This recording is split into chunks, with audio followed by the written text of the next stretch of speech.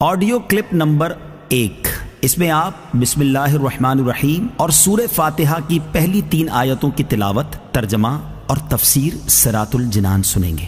بسم اللہ الرحمن الرحیم۔ ترجمہ: اللہ کے نام سے شروع جو نہایت مہربان رحمت والا ہے۔ بسم اللہ، اللہ کے نام سے شروع۔ تفسیر صراط الجنان میں اس کی تفسیر کچھ اس طرح ہے۔ علامہ احمد ساوی رحمۃ اللہ تعالی علیہ فرماتے ہیں، قرآن مجید کی ابتدا بسم اللہ سے اس لیے کی گئی تاکہ اللہ تعالیٰ کے بندے اس کی پیروی کرتے ہوئے ہر اچھے کام کی ابتدا بسم اللہ سے کریں، اور حدیث پاک میں بھی اچھے اور اہم کام کی ابتدا بسم اللہ سے کرنے کی ترغیب دی گئی ہے۔ چنانچہ حضرت ابو ہریرہ رضی اللہ تعالی عنہ سے روایت ہے، حضور پرنور صلی اللہ تعالی علیہ وسلم نے ارشاد فرمایا، جس اہم کام کی ابتدا بسم اللہ الرحمن الرحیم سے نہ کی گئی تو وہ ادھورا رہ جاتا ہے۔ لہٰذا تمام مسلمانوں کو چاہیے کہ وہ ہر نیک اور جائز کام کی ابتدا بسم اللہ الرحمن الرحیم سے کریں، اس کی بہت برکت ہے۔ الرحمن الرحیم، جو بہت مہربان رحمت والا ہے۔ امام فخر الدین رازی رحمۃ اللہ تعالی علیہ فرماتے ہیں، اللہ تعالیٰ نے اپنی ذات کو رحمان اور رحیم فرمایا تو یہ اس کی شان سے بعید ہے کہ وہ رحم نہ فرمائے۔ مروی ہے کہ ایک سائل نے بلند دروازے کے پاس کھڑے ہو کر کچھ مانگا تو اسے تھوڑا سا دے دیا گیا۔ دوسرے دن وہ ایک کلاہڑا لے کر آیا اور دروازے کو توڑنا شروع کر دیا۔ اس سے کہا گیا کہ تو ایسا کیوں کر رہا ہے؟ اس نے جواب دیا، تو دروازے کو اپنی عطا کے لائق کر یا اپنی عطا کو دروازے کے لائق بنا۔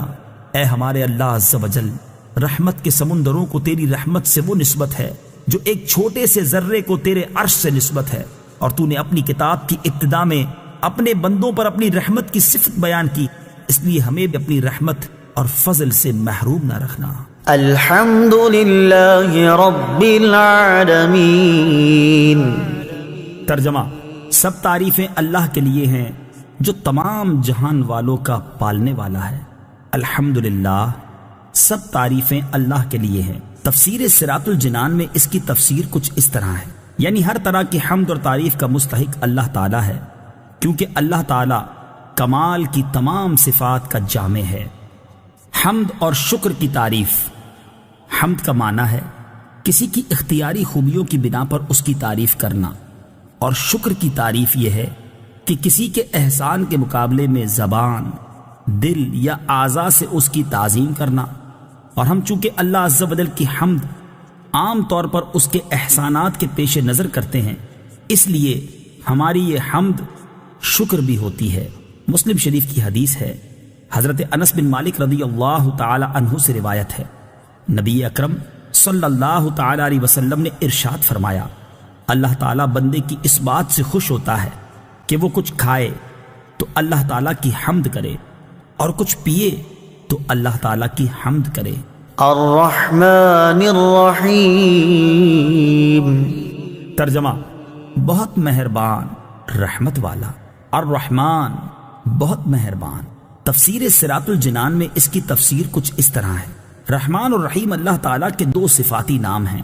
رحمان کا معنی ہے نعمتیں عطا کرنے والی وہ ذات جو بہت زیادہ رحمت فرمائے، اور رحیم کا معنی ہے بہت رحمت فرمانے والا۔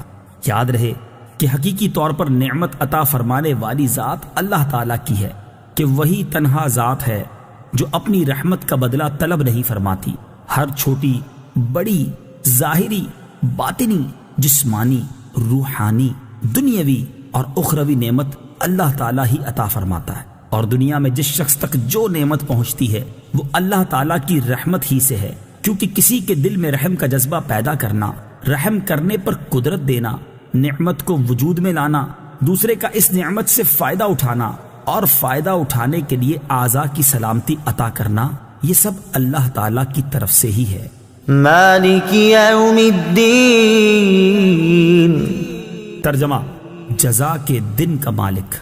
مالک یوم الدین، جزا کے دن کا مالک۔ تفسیر صراط الجنان میں اس کی تفسیر کچھ اس طرح ہے، جزا کے دن سے مراد قیامت کا دن ہے کہ اس دن نیک اعمال کرنے والے مسلمانوں کو ثواب ملے گا، اور گناہ گاروں اور کافروں کو سزا ملے گی، جبکہ مالک اسے کہتے ہیں جو اپنی ملکیت میں موجود چیزوں میں جیسے چاہے تصرف کرے۔ اللہ تعالیٰ اگرچہ دنیا اور آخرت دونوں کا مالک ہے، لیکن یہاں قیامت کے دن کو بطور خاص اس لیے ذکر کیا تاکہ اس دن کی اہمیت دل میں بیٹھے۔ نیز دنیا کے مقابلے میں آخرت میں اللہ تعالیٰ کے مالک ہونے کا ظہور زیادہ ہوگا، کیونکہ اس دن کسی کے پاس ظاہری سلطنت بھی نہ ہوگی جو اللہ تعالیٰ نے دنیا میں لوگوں کو عطا فرمائی تھی۔ اس لیے یہاں خاص طور پر قیامت کے دن کی ملکیت کا ذکر کیا گیا۔